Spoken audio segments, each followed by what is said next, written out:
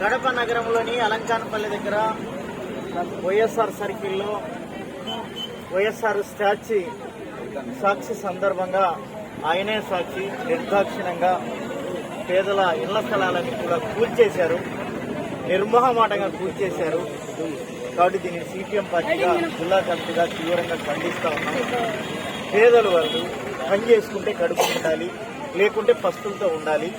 అట్లాంటి పేదలను నిర్దాక్షిణంగా హెచ్చరికలు లేకుండా చెప్పుకోకుండా తొలగించడం అంతర్యం ఏమిటి అని చెప్పి మేము సిపిఎం పార్టీగా అడుగుతా ఉన్నాం. ఇది కేసీ కెనాల్ స్థలం. ఇది అందరూ లస్కర్లకు ఇచ్చారు. ఆ లస్కర్లు కొంతమంది బాడెక్కించుకున్నారు, కొంతమంది అమ్ముకున్నారు, కొంతమంది ఇబ్బందులు పడి ఆరోగ్యం బాగలేక కొంతమందికి ఇచ్చేసిన మాట వాస్తవం కాదా అని చెప్పి కేసీ కెనాల్ అధికారులు చెప్పాల్సినటువంటి అవసరం ఉంది. ఈరోజు అధికారులందరినీ పిలుచుకొచ్చి అంటే సీఎం గారి మెప్పు కోసం ఈరోజు పేదలందరినీ మట్టి కొడతారా అని చెప్పి నేను అడుగుతాను. మీకు శక్తి ఉంది, ధైర్యం ఉంది, సామర్థ్యం ఉంది.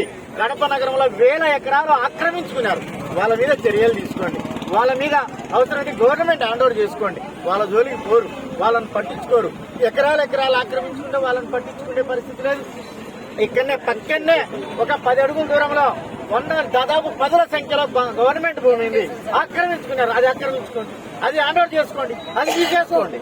అరే దాని జోలికి పోరు అంటే బతకడం చేసినటువంటి పేదోళ్ళు కనీసం పిల్లలు చదివించుకొని కుటుంబాలు పోషించుకుంటే అన్యాయం కాదా? ఇది బాధ అనిపించదా? ఇబ్బంది అనిపించదా? దీని మీద అధికారుల బెదిరింపులు, పోలీసుల ద్వారా బెదిరింపులు ఏమిటండి వైఖరి? అంటే సీఎం గారు వస్తారు కోరుతున్నారు, మేమేం కాదండి. అంటే సీఎం గారు మెప్పుకోవడం ఈరోజు పేదలను ఇబ్బంది పెడతారా? పేదలను రోడ్ల మీద వేస్తారా? కాబట్టి దీనికి అన్నింటికీ ప్రభుత్వమే బాధ్యత వహించాలని చెప్పి మేము సీఎం పార్టీగా చెప్పదలుచుకున్నాం. అధికారులు ఆలోచన చేయాలి, జిల్లా కలెక్టర్ గారు ఆలోచన చేయాలి, అర్థం చేసుకోవాలి. నిజమేమిటి, అబద్ధం ఏమిటి, వాస్తవం ఏమిటి, అవాస్తవం ఏమిటి అని పరిశీలించాలని చెప్పి నేను జిల్లా కలెక్టర్ గారిని విజ్ఞప్తి చేస్తా ఉన్నాను. వాడు ఇప్పటికైనా ఇక్కడ ఉన్నటువంటి మొత్తం పేదలంతా కూడా ఇర్కాన్ సర్కిల్ పడనప్పటి నుంచి కూడా ఇక్కడ పని చేసుకుని హోటళ్లు పెట్టుకుని కుటుంబాలు నడుపుకొని చిన్న అంగళ్ళు పెట్టుకొని చేస్తా ఉన్నారు. వాళ్ళ కడుపులు కొట్టడం ఏమిటి, వాళ్ళని ఇబ్బంది పెట్టడం ఏమిటి? కాబట్టి మీరు ఏదన్నా చేయాలనుకుంటే ఆల్టర్నేటివ్ చూపించండి. మీరు ఏదన్నా పంపించాలనుకుంటే ప్రభుత్వానికి వాళ్ళ ఇబ్బంది అనిపిస్తుందంటే ఎక్కడైనా చూపించండి, ఆ పరిహారం ఇవ్వండి. అవన్నీ ఇవ్వకోకుండా అవన్నీ చేయకోకుండా ఇప్పుడు బెదిరించి దొబ్బేసినటువంటి ఏమాత్రం సమంజసం కాదు, సరైంది కాదని చెప్పి మేము సిపిఎం పార్టీగా చెప్పదలుచుకున్నాం.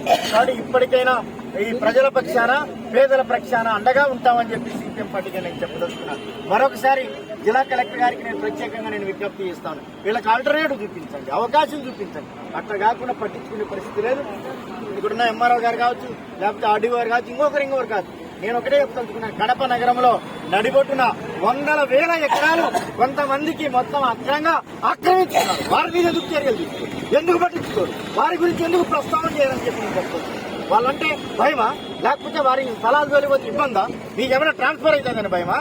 కాబట్టి మీరు అధికారులను మేము వారిని నిందించదలుచుకోరా. కాబట్టి ఆలోచన చేయండి, అర్థం చేసుకుని పేదలకు న్యాయం జరగాలి, వారి పక్షాన ఉండాలని చెప్పి నేను చెప్పదలుచుకున్నాను. ఇక్కడ పాములు ఇవన్నీ చెత్తగా తిరుగుతా ఉన్నాయి, కరెంటు కూడా కట్ చేస్తున్నారు. ఇది ఎక్కడ న్యాయం అర్థం కావడం లేదు. మనం ఏమన్నా అనాగరికంలో ఉన్నావా?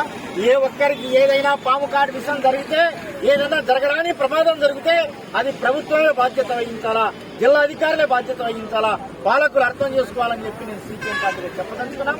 వీరి పక్షాన వీరి శ్రేయస్కరం సిపిఎం పార్టీగా ఉంటామని చెప్పి తెలియజేస్తున్నాం.